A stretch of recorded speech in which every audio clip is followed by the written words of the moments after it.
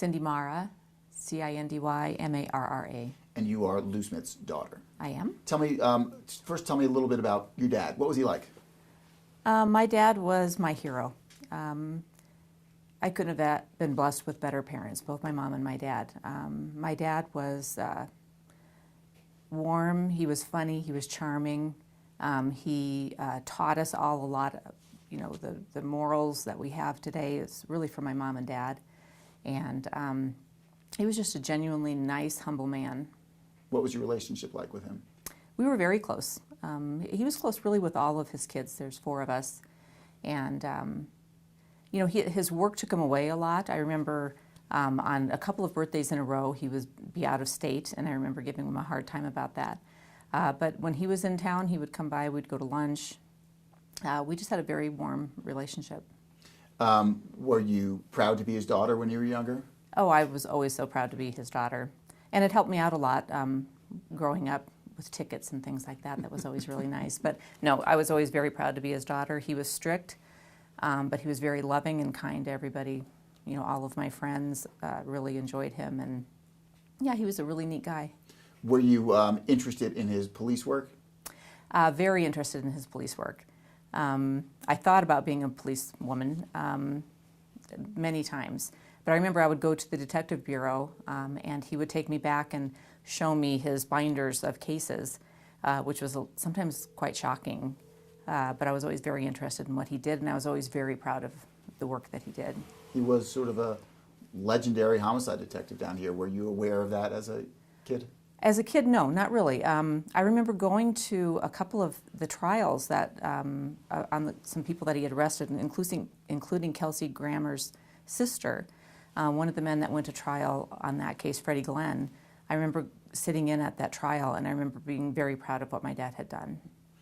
And then, can you talk about his connection to the JonBenet Ramsey murder? What kind of an impact did it have on his life? At the time when he was alive and working, and then in retirement and all that. Well, I think it was hard for him to really make a decision to join the team on the Ramsey case for the DA because, my mom had not been doing well for many years. She had struggled with cancer. And so I think once he got past that and my mom, gave him the okay to do that, he just completely jumped in with both feet, as he did to every case. He was a very meticulous, very thorough, gifted detective, and so he jumped in on that case right away. He was convinced that it was an intruder, is that correct? Yeah.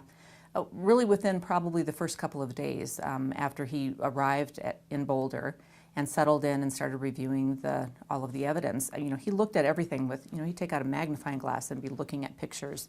And within a couple of days, he already had a lot of lights going off that told him that something was not right, that they were possibly looking in the wrong direction because they were completely focused on the Ramseys. The police department was? Or the police DA? Department. Yeah. But he thought it was an intruder. He did not think it was the Ramseys, is that right? He thought it was an intruder, or at least he believed that the intruder theory needed to be investigated. That was always his. He didn't make any preconceived, assumptions. He just felt that they needed to follow where the evidence was leading, and he did not feel that it was leading to the Ramseys. And he eventually left the DA's office, correct, because he felt that the police department was not open to his ideas of on the case? Right. They just completely stonewalled him. Anytime that he had any kind of a theory or a suggestion of alternate theories, they just would shut him down. And the reason he resigned was because he just felt that they were actually persecuting the Ramseys, not even that they were intending to prosecute them, but that they were actually persecuting them. So he left because he didn't want to be a part of it Yeah, anyway. He couldn't, in good faith, be a part of that team anymore. And then tell me, what was his involvement with the investigation after he left the team? He just felt that they needed to follow where the evidence was leading, and he did not feel that it was leading to the Ramseys. He worked on that case probably, I would say, 10, 11 hours a day in his home office. He never gave up on the case. He organized all of the information that he had onto the computer. He cross-referenced information. He never gave up on that case, ever. Did he talk to you about it? Yep, he did. He talked to a lot of people about it. If people would stop by, he would be glad to show them, bits and pieces of his PowerPoint presentation, which he had prepared, and he was always working on that. When he was diagnosed with cancer and he knew that he didn't have long, he started talking to his family and to friends and colleagues about this case, and how he just didn't want it to be forgotten. When he was in hospice, he was talking to us about it and just asking us to make sure that the case didn't get forgotten once he was gone. He was very afraid of that. Let's just back up for a second. What was it about this case that made him so passionate? Well, he was passionate about every case that he ever worked. He really was. He had this metaphor, I guess it would be, for his cases where he always said that the first thing that he would look at when he came to a murder scene was the victim's shoes. That he was drawn to the shoes because he said, did the victim know that this was the last time they were going to put on their shoes? And so he just really put himself in the victim's shoes, and he did that for every case as well as JonBenet's case. Did he talk to you over the years after he left the DA's office when he was working on the case, basically was he working on the case on his own, essentially? Yeah, he was working on it on his own. Did he talk to you about his passion for it? Yeah. He talked to it was a obvious. lot of us. It was obvious. It was obvious that you could really drop in on him anytime, and he would be in his office working on this case. Did he think it would ever be solved? He felt it could be solved if they would look toward an intruder, if they would just focus on the evidence and follow the evidence wherever it led. And he was very open-minded about that. Like, he didn't want to pigeonhole his information and just have somebody believe him. He just wanted them to follow the evidence, and that included the DNA evidence. And he always thought that DNA would solve the case. I think he was a little concerned that if it stayed with Boulder, it would not get solved because they were so focused on the Ramseys that he didn't see them really looking away from that. But he knew that DNA was going to progress, and he really did think that DNA was going to solve the case. Is it overstating it to say that one of his dying wishes was that you and your family and your team continue his work? That really was his dying wish. He was within hours of death, and he was still talking about that. So tell me what you did. Well, after he died, we held the service. It was a beautiful service. And then we got together with some family members. I've got 2 sisters and a brother, a cousin, and some of my dad's former co-workers, including like the former sheriff of El Paso County and other homicide detectives. And we got together and just started, brainstorming about what we could do to try and solve the case. And that really was his dying wish. And we got together and just started, brainstorming about what we could do to try and solve the case. And when my dad was in the hospital, he had given me a name, and he said, just start with this name. He said, write down the name, and he said, start there. And so that's where we started. We just started trying to figure out how we could get DNA on this person, and that was our first steps. So and that essentially DNA. And that essentially is what you're doing still. Yeah. So tell me what you're doing. Yeah, so we realized that in all of the information that my dad has, because he has a lot of it, it was all very well organized. He had come up with a list of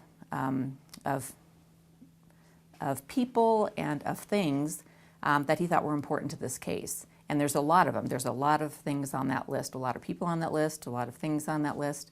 And we decided that that was what we needed to concentrate on that list. And so that's what we started doing. And we just started with that one person and decided that we would just try and get their DNA and test their DNA. And that's what we've been doing ever since, is going down the list, kind of reorganizing the list, and trying to get and test DNA. How many people's DNA have you gotten and tested? Well, I'd have to count them. I mean, it's not a lot. I think probably about, you guys even know? 20. About 20, yeah. So about 20. And we've still got some DNA that we're waiting on. And how are you getting these people's DNA? How have you gotten their DNA? We do it by various methods. Like, we'd hate to really disclose them, but, a lot of times it's just following them around, trying to get, a straw, trying to get, what you see on TV basically is what we're trying to do. And have you gotten any interesting results yet? No, we have not gotten a hit yet, which is what we're waiting for, but we're just basically eliminating people of interest from that list. And so you've been doing this, or this team has been assembled for 12 years or so? Yeah, just about, yep. And how often do you work on the case? It just seems like there's something going on all the time. There's, we have meetings probably every 3 or 4 months or so, where we really get together and brainstorm. But other than that, we're constantly texting each other and emailing and touching the case, I guess you would call it. And do you have any involvement? Have you been in touch with Boulder DA or Boulder PD at all? We've met with them a couple of times, both the Boulder DA and Boulder PD together, representatives of both offices, twice, and have given them, what we think are, helpful information, outside labs that we think that should be contacted and what they could potentially do with the DNA. We've given them lists of things that we still think need to be tested or retested. There's a lot of evidence in this case that we don't believe has been tested. Does your involvement with this case make you feel close to your father? Can you feel his presence? Yeah, the only reason that we're doing this is because of my dad. Otherwise I think we would have probably just, it's my dad that keeps us going. We had a lot of respect for him, and it was important to him, and so it's important to us. So, does it make you feel closer to him? Yeah, oh yeah, it really does. Sometimes I still, we've got clips of my dad from various, news shows or whatever, and just to me, I can't believe that he's been gone for 12 years because I hear his voice in my head. I still sometimes have dreams where I feel like he's, entering my dreams and giving me information, which I can't remember when I wake up, but I feel very close to him.